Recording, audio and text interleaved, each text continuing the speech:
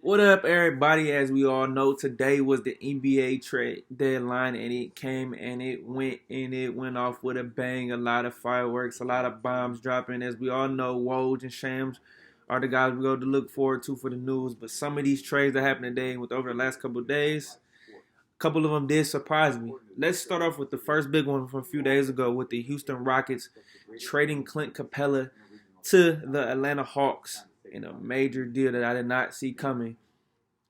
The Rockets ended up getting Jordan Bell, Robert Covington, a 2024 pick from the Golden State Warriors, and also the Hawks received Clint Capella and Nene. Then we got the Nuggets, who got a boatload of players in this deal, along with Keita Bates-Diop, Gerald Green, Shabazz Napier, Noah Vonleh, and Houston's 2020 first round pick. Also, the Timberwolves received Malik Beasley, Hernan Gomez. We also got Evan Turner, Jared Vanderbilt, Brooklyn's 2020 first round picks, which is lottery protected. This is one of the biggest trades I've seen. 12 players went down in this trade. And most importantly, we heard the buzz, we heard the rumors, but Houston wanted to trade Clint Capella. I heard Boston, we've heard other people, but finally traded him away, and they are going all small ball. Now, can small ball win in the league? For them, I don't think that's going to be able to win them a championship. Now, I still don't. They're not better than the Clippers. They're not better than the Lakers. I don't even think they're better than Denver. PJ Tucker will be playing the center position at 6'4", 6'5". They really want to spread the floor and let James Harden and Russell Westbrook go to work. And Covington is a great 3-and-D guy, but they just have no size, no rim protecting. They try to go get Clint Capella. Not Clint Capella, I'm sorry. They tried to go get Tristan Thompson from Cleveland, which Cleveland did not deal him by days deadline. I could see a potential buyout, but who knows. But I think this make Houston more excited and shoot more threes. Is their highest three-point shooting team in the league, taking the most attempts. And it's only going to go up from here. Space the floor and let guys just chuck it up. But they will be more exciting, but I don't see them getting too much farther in the playoffs. I don't trust D'Antoni as a coach, and I just don't. They don't have no size. In today's NBA, how are they going to guard Anthony Davis, Jokic, even a big body like Montrezl Harrell, LaMarcus Aldridge, guys like that in the league? I don't see it, and I just don't see it happening for them. But great get for Atlanta, who I think won this trade, is they get a rim rolling center who Trae Young can lob it up to and let John Collins be the 4 and stretch the floor out. But that was great for them. Minnesota, whatever.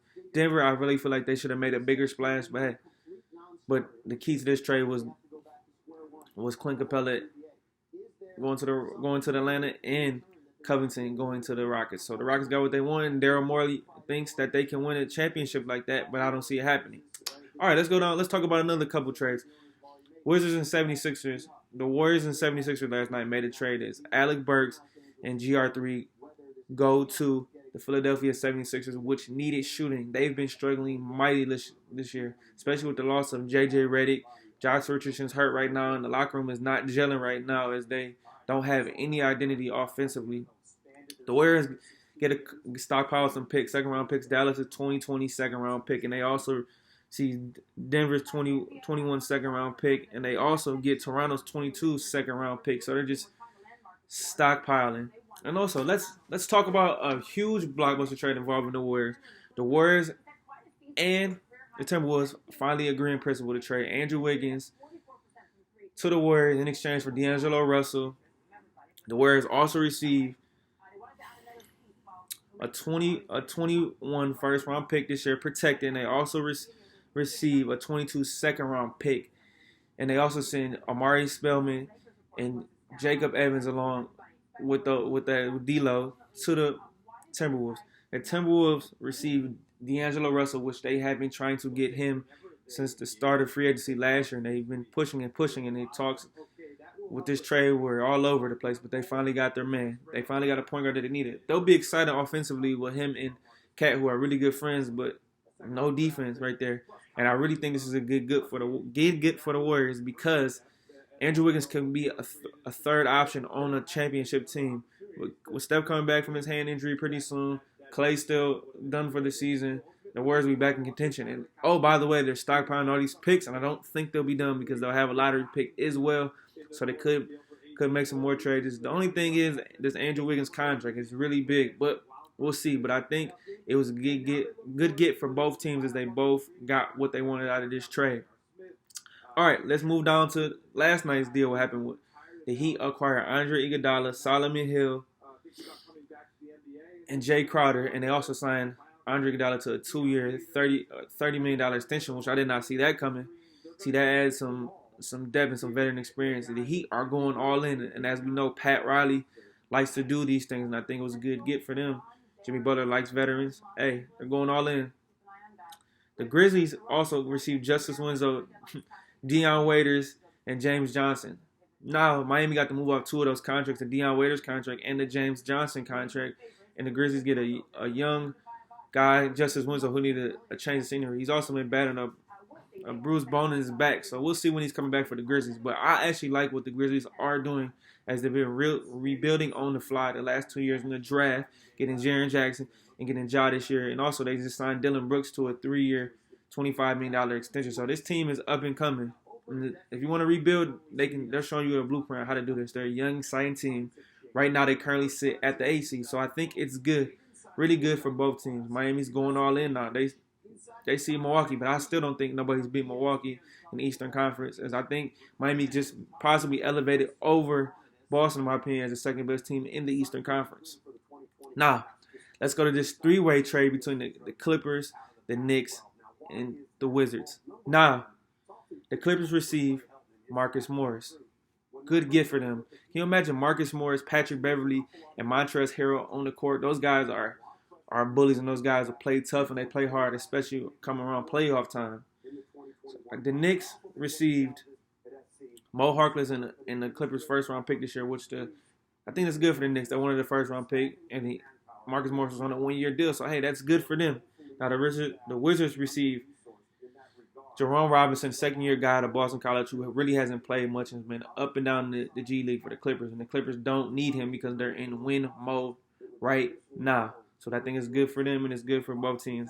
The Knicks, I pretty much laugh at everything they do, but this I can't be too mad at. But James Dolan, like I said, still needs to sell the team, and they still need to figure out what direction they want to go in. Especially right now, they don't even have a president of basketball operations right now.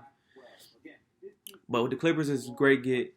They got him in, I think, for a steal. They also kept him away from the Lakers, which was the most important thing for them because the Western Conference champion is going to run through LA, whether it's the Clippers or whether it's the Lakers. So,